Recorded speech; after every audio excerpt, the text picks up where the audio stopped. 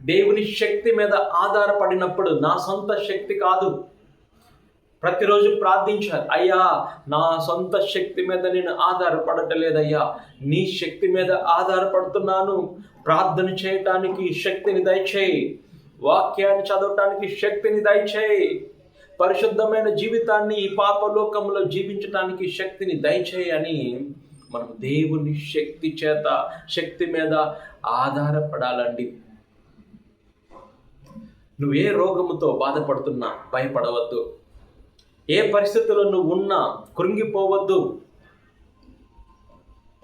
ఏ పరిస్థితుల్లో నువ్వు ఉన్నా ధైర్యాన్ని కోల్పోవద్దు. ధైర్యపరిచే ఆత్మను అడుగు.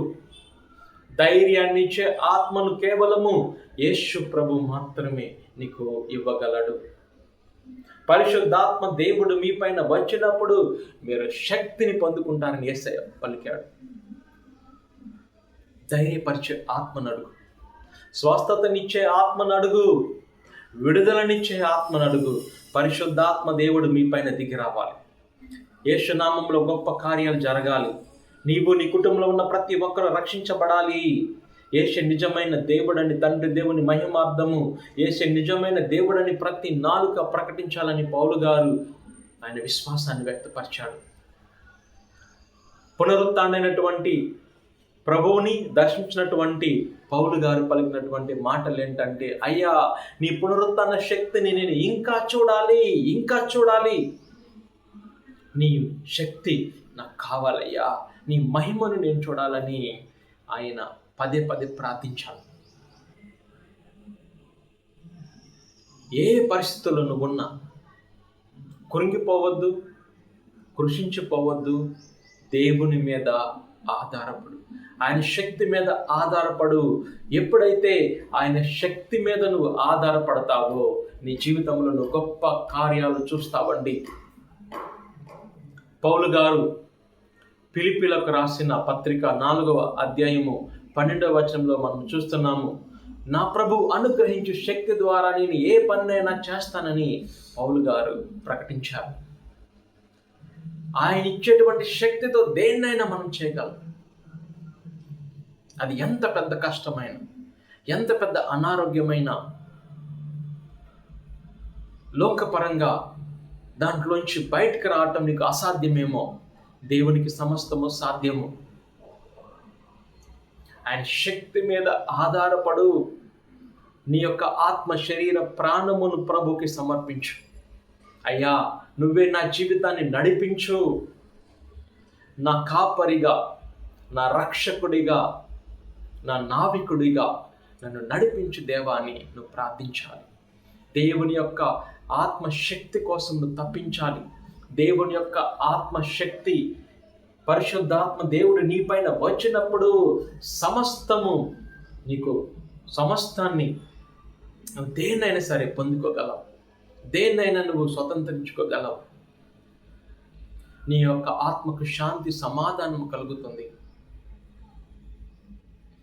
యోహాను సువార్త 15వ అధ్యాయం 5వ వచనంలో ప్రభు పలికారు, నేను లేకుండా నీ జీవితంలో నువ్వు ఏమి చేయలేవు ప్రియమైన బిడ్డ అని యేసయ్య మాట్లాడాడు.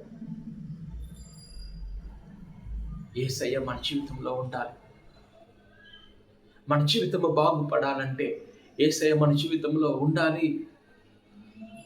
ఆయనే మనల్ని నడిపించాలి, ఆయనే శక్తినివ్వాలి.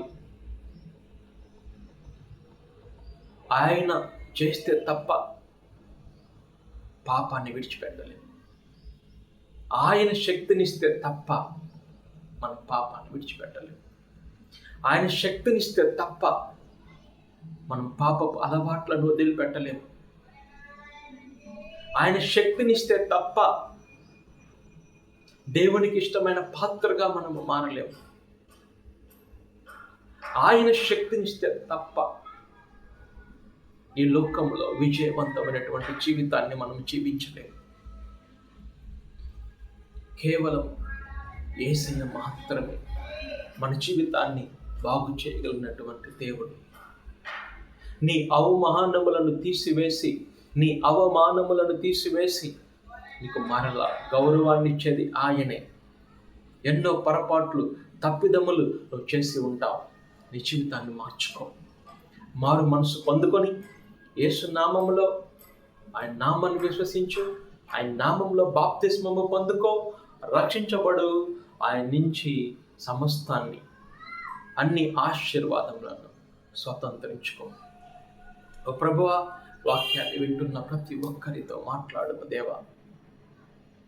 నువ్వు లేకుండా మా జీవితంలో మేమేమీ చేయలేమయ్యా. మండుచున్న పొద నుండి మోషేతో మాట్లాడిన దేవా, అబ్రహాము, ఇస్సాకు, యాకోబులను నడిపించిన దేవా, రెల్లు సముద్రంను 2 పాయలుగా చేసిన దేవా, ఎరికో గోడలను కూల్చిన దేవా, ఎండిపోయిన ఎముకలకు జీవమునిచ్చిన దేవా, సింహపు నోర్లను మోయించిన దేవా, సమస్తము నీకు సాధ్యమయ్యా.